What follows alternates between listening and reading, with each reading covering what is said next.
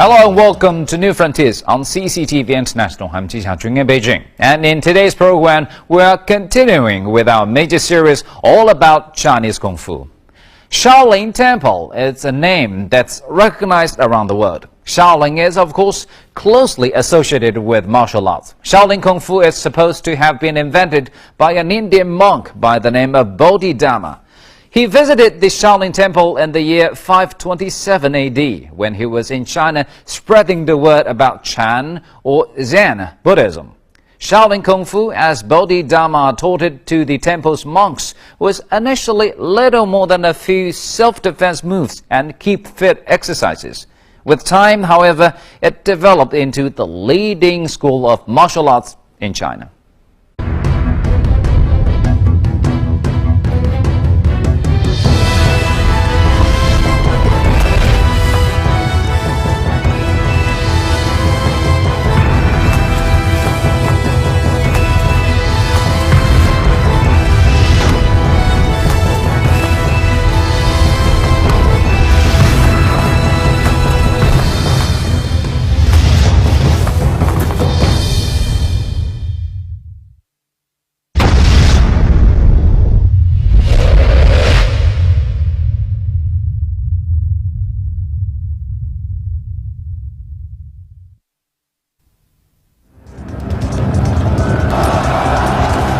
The early 13th century saw the rise of the Mongolian people in China's north, whose military prowess was growing increasingly stronger. The central plain, Shaolin Temple included, became wrapped in the shadows of war.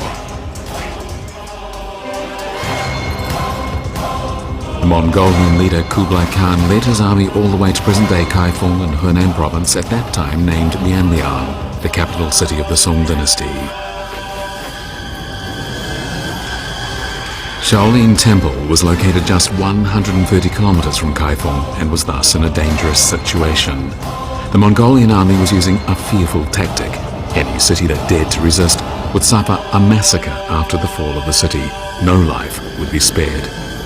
For this reason, the war would be described by historians of later generations as the cruelest war in Chinese history.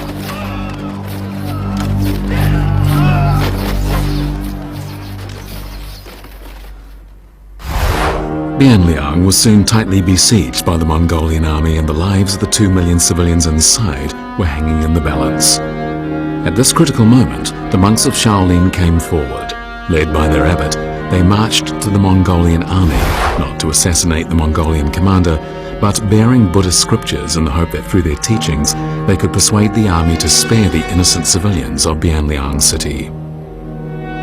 Thanks to the courageous act of the Shaolin monks, after the city fell to the Mongolian army, the 2 million lives inside the city were spared. The leader of this peaceful march was Fu Yu, the abbot of the temple. Fu Yu's deed would be recalled by later generations with the phrase, "Fu Yu saved millions of lives." One may ask how it was that the Mongolian army was so tolerant of Fu Yu. After all, he was allowed in and out of their camp, and eventually they accepted what he said. How was this legendary monk able to talk the Mongolian ruler around? It was all due to the abbot's unique life experience.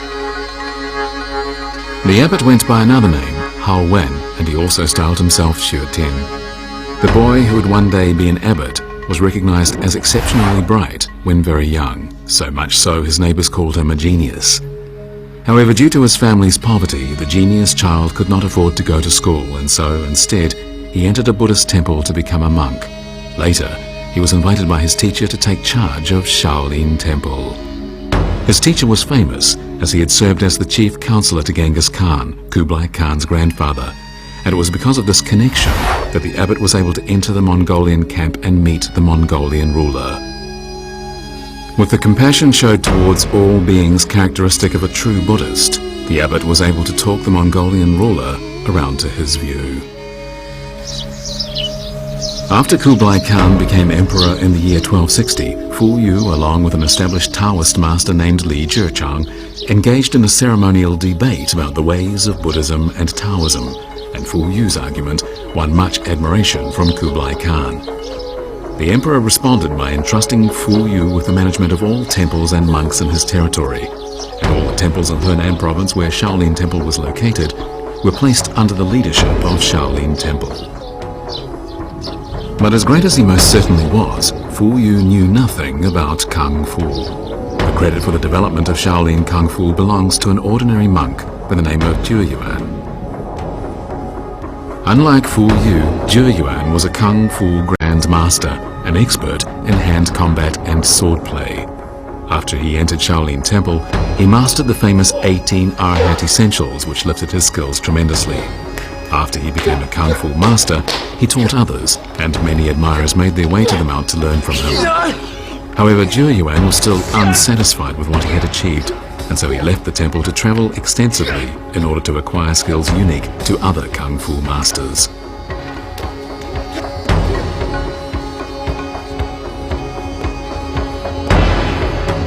觉远上人的贡献啊，就应该是感觉到少林拳的不足啊，就是少林拳很厉害了，是吧？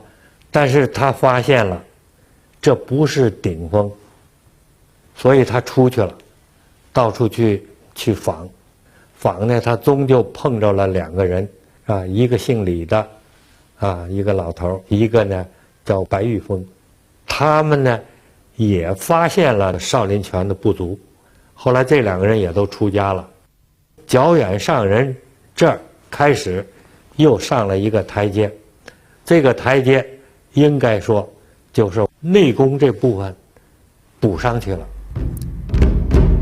Together with his two teachers, Zhi Yuan went over every move in Shaolin boxing to summarize them into the 18 Arhat essentials with 324 variations. It was the first time Shaolin boxing was analysed systematically. Zhi Yuan then wrote a book called The Best of Five-Style Boxing, and in it, for the first time, it was stated that a boxer needed to improve his skills and his temperament at the same time.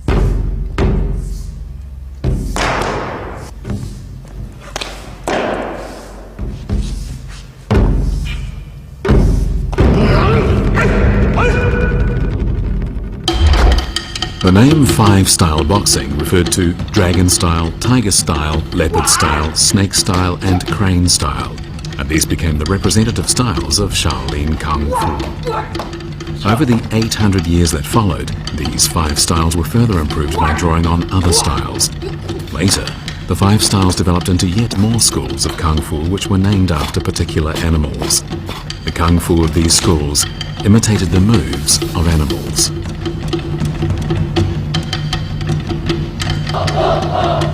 This was the most flourishing period in the history of Shaolin Temple. In Henan province alone, the temple owned 9,000 hectares of land, had 40 to 50,000 monks, and had an uncountable number of serious followers.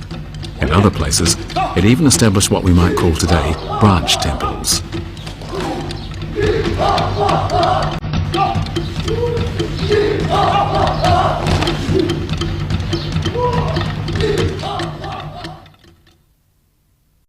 While Shaolin Kung Fu flourished under the Yuan and Ming dynasties, the situation was very different for other schools of martial arts. So how was it that Shaolin could prosper while other forms of martial arts were suppressed and some even disappeared altogether?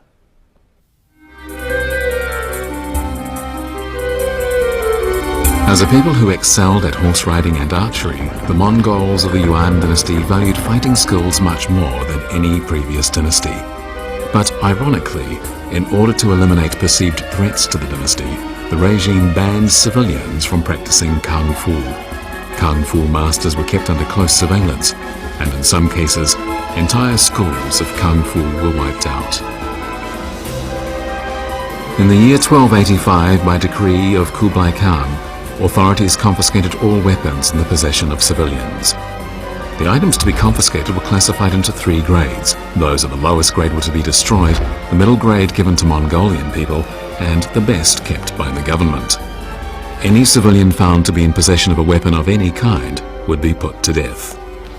Yet, despite this era of suppression, Shaolin Kung Fu went through a period of unprecedented development. The credit for this must go to Fu Yu, the abbot of the temple and former counselor to Kublai Khan. Because of Fu Yu, the temple enjoyed many privileges granted by the emperor himself, and so the general ban on kung fu and weapons never extended to the monks of Shaolin Temple. Instead, the temple became a sanctuary for kung fu masters from all over, and in the temple, they were able to continue practicing kung fu unperturbed.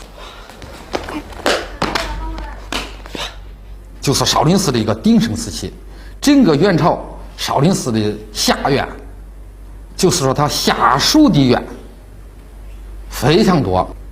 光顾少林寺的下院的形成，为日后少林武术，尤其是明代少林武术的传播，可以说奠定了基础。因为这些寺院的僧人呢，都是相互交流的，也有寺院的僧人到其他的寺院，让其他寺院到少林寺的下院，然后到这中心，到少林寺，然后到其他的寺院，他们相互交流了以后，这样一个地方呢，其他的这些很多分院也成为当时传播少林武术的一个基地了。Even though Kung Fu was banned by the emperor of the Yuan dynasty, it continued to be practiced by civilians. But it was a difficult time, and many styles died out, lost forever to future generations. In this dire situation, Shaolin Temple was the only bright spot for Kung Fu in the country, the only place in which Kung Fu practitioners could continue their art without fear of death. By learning from one another and from other schools, the foundation for Shaolin to become the #1 school in Chinese Kung Fu had been laid.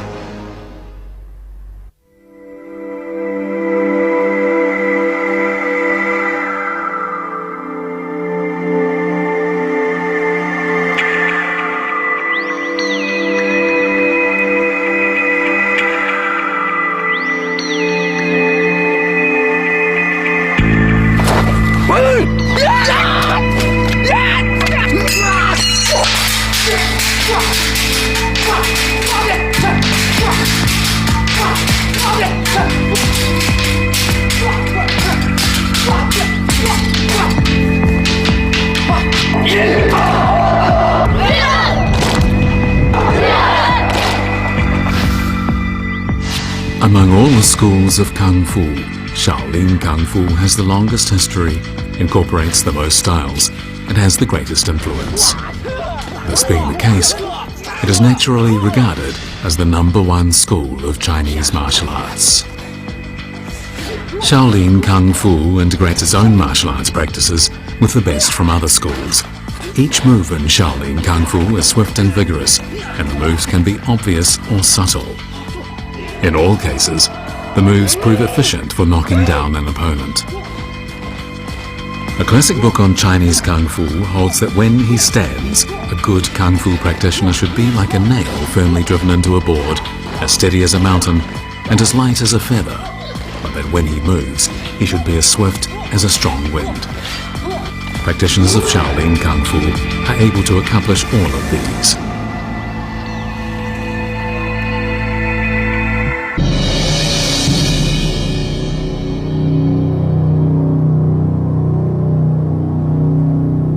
Books recording the history of the Ming dynasty reveal the many changes that took place at Shaolin Temple. Many records about Shaolin were written during the Ming dynasty, and they cover a wide range of subjects, including its style of Kung Fu, its buildings, its memorial stones, and its history. The phrase studying Buddhism while practicing Kung Fu is an accurate reflection of life at the temple during the Ming dynasty. And during that era, the name of the temple was commonly on the lips of the citizenry. But why did Shaolin Kung Fu gain such popularity during the Ming dynasty?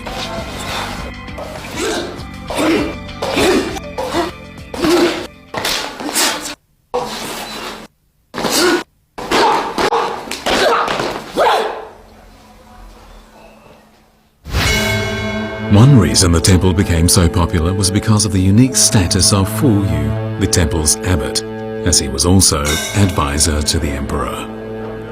During the Ming dynasty, Kung Fu was banned throughout the empire, but Shaolin Temple was exempt. As a result, the temple became a shelter for Kung Fu practitioners from far and wide, and the Kung Fu practice in the temple progressed rapidly. Despite the nationwide Kung Fu ban, Shaolin Temple actually promoted Kung Fu by establishing what we might call branch temples in other centres. But there was also another reason for the temple's popularity. The armed forces of the Ming dynasty were made up of regular armies and the militia. The militia received military training and it was ready to fight side by side with the regular Ming troops. But while the monk soldiers of Shaolin Temple were part of the militia, they formed an independent unit.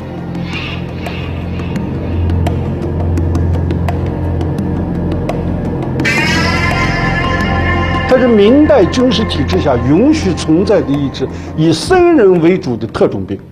所谓特种兵呢，他们个人的武艺状态要比普通士兵要好。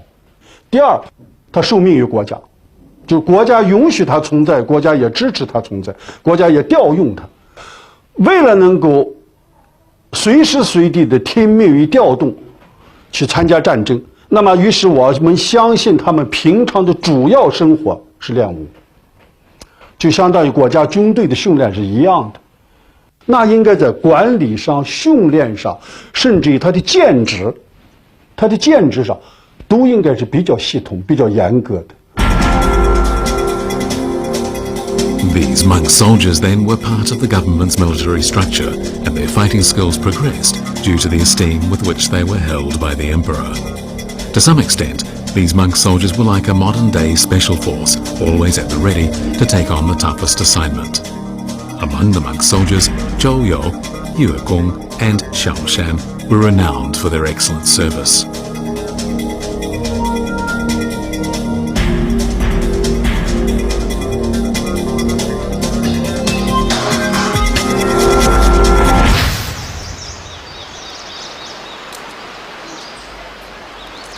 On the mountain slope west of the temple is China's largest pagoda forest. In the ancient Indian language, the word for pagoda was chaitia, but the word meant both a site of some important event during the life of the Buddha or a permanent resting place for one of his eminent followers. For many generations, this pagoda forest was the burial ground for Shaolin monks. Altogether, there are 148 tombs in this pagoda forest, and more pagodas were built in the grounds of Shaolin Temple during the Ming dynasty than any previous dynasty. Unlike the epitaphs inscribed at Shaolin before the Ming dynasty, most of the Ming-era epitaphs describe the kung fu skills of the deceased.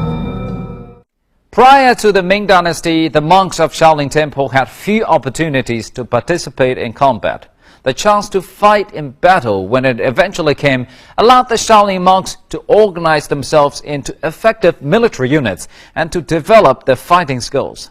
There were some monks who became quite famous as a result of their exploits on the battlefield.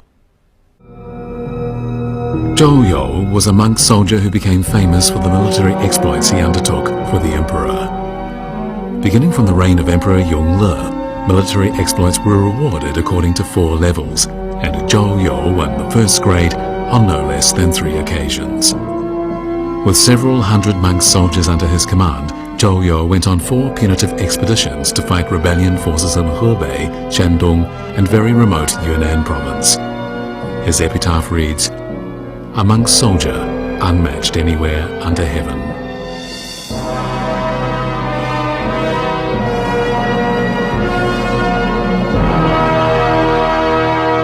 天下对手是讲以天下的武林界人士为我们的对手，这个对手不是我们现在一般意义上这个对手，实际上就交流的朋友。后一句教会武术是前一句意义的延伸，也就是这么多的训练伙伴、练习伙伴、追求的同伴们，目的就只有一个，大家在武术上做交流，以提高整个天下的武术水平、武艺水平。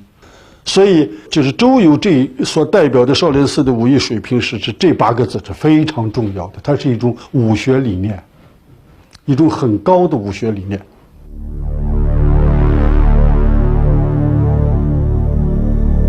Through the remarkable military exploits of its monk soldiers, among whom Zhou You was outstanding, the fame of Shaolin Temple spread far and wide.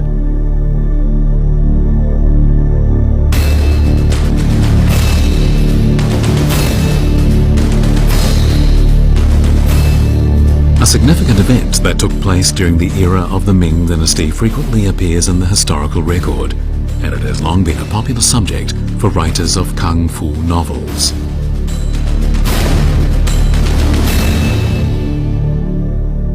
During the 16th century, Japanese pirates, many of whom were samurai, frequently plagued China's coastal regions, where they killed and robbed with abandon. Fending off these pirates and keeping the coastal regions safe was a major concern for the Ming Dynasty. The Japanese pirates used Japanese-style broadswords in a way that terrified those who came up against them, and they often got the upper hand when confronting the Ming army. The Ming Emperor called on the monks of Shaolin Temple, armed with iron cudgels and led by monk Kung, to vanquish the pirates once and for all.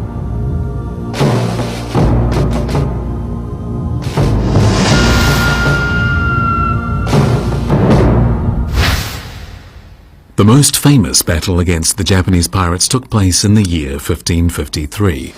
The monk soldiers were well prepared, taking with them deadly iron cudgels, each of which weighed around 4 kilograms. The battle lasted 10 days, but by the end, the monks of Shaolin had wiped out all but 100 of the invading Japanese pirates. One book provides us with a vivid description of a scene from that battle. One Japanese pirate brandishing 2 broadswords charged monk Kung, who was sitting still on the ground. When the Japanese pirate got close, the monk leapt into the air past the Japanese from above and smashed his skull at the same time. With supreme courage and extraordinary kung fu skills, the monk soldiers won victory after victory against the pirates. The weapon they used in this fight was the cudgel, and it was about to become famous nationwide. The Shaolin cudgel is even more famous than Shaolin boxing. In fact, Shaolin monks are never mentioned without reference to their famous cudgel technique. Shaolin temple cudgel technique makes use of moves adapted from spear technique. No matter how a cudgel is used, whether to poke at something or smash it with force, one has to use one's full strength. In the hands of a master, the cudgel becomes an extension of the body, and the practitioner uses it just as he would his arm. But why, with so many weapons available, did Shaolin monks prefer the cudgel? The rules of Shaolin Temple prescribe that when engaging in Kung Fu with a non-Buddhist practitioner, the monk was not to do anything more than engage in self-defense. As the cudgel was generally made of wood and was a less lethal weapon than a sword, it sat well with the monks' identification with Buddhism, and thus it became their standard weapon.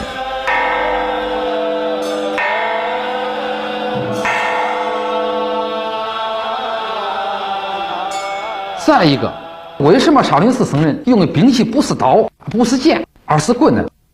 就是说，少林寺僧人武术过去，少林武术它过去就是少林僧兵，包括少林寺僧人最初的他是为了防守使用，他实际上是为了保卫他的寺院，而他并不是国家的正规军。只有军队的时候才可以使唤刀、使唤剑这些真正的这兵器，啊，而他们来说，最容易得到的是棍，就说棍，他们在练棍的时候，国家不会把它列入禁止的范畴。你要拿一个刀，他肯定就是会禁止的范畴。所以说，这实际上就是僧人为啥开始使棍，而不是开始先练刀。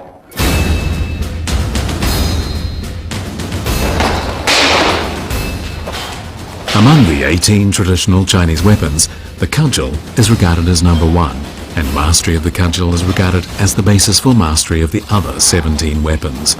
Thus, it is cudgel technique that represents Shaolin Kung Fu more than anything else. But where did this famous technique come from?